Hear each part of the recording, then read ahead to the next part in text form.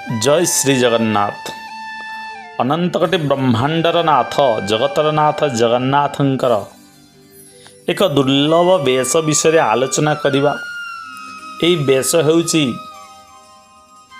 राजराजेश्वर वेश। संपूर्ण सुवर्ण अलंकार रे अलंकृत होइथान्ति महाप्रभु जगतर नाथ जगन्नाथ। कार्तिक मास पूर्णिमा रे पारंपरिक रीति मते श्रीमंदिर रत्न सिंहासन उपरे विराजित तीन ठाकुरों को राजराजेश्वर वेश अनुष्ठित करा जाए। एहार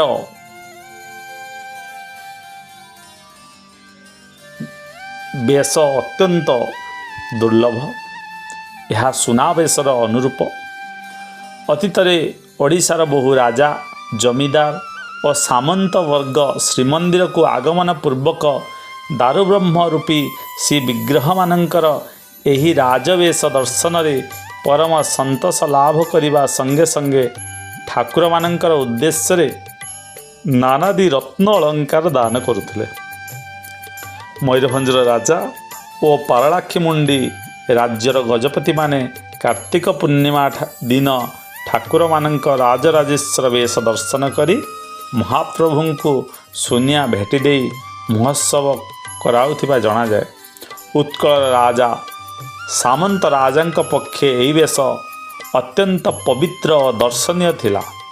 श्रीजीव मानकर अवकाश नीति शेष हेबा परे पुष्पालक सेवक माने विभिन्न रत्न अलंकार और पाट वस्त्र रे श्रीजीव मानंको राजवेश रे सजाई थांती। एही वेश रे ठाकुर माने श्रीभुज किरीट श्रीपयर ओडियाणी चंद्रसूर्य कुंडल चिता चंद्रिका शंख चक्र हल मुसल त्रिशाखा अलका तड़गी श्रीमुख पद्म घागड़ामाली कदम्बमाली हैडा कदम्बमाली बाहाड़ामाली ताबिजमाली बाघनखीमाली और सेवतीमाली आदि रत्न अलंकार धारण करिथांती। एही बेशरे गोपाल वल्लभ सकाळ धूप और भगमंडप आदि नीति शेष हेबा परे सर्वसाधारण उद्देश्य रे साहाण मेला करा जाइथाय।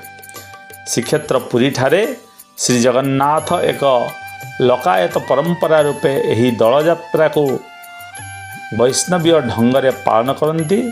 यह चाचेरी लीला नाम प्रख्यात। तेणु महाप्रभुंकर एई वेश दर्शन रे अनंत कोटि जन्मर पाप क्षय हुए। जय श्री जगन्नाथ।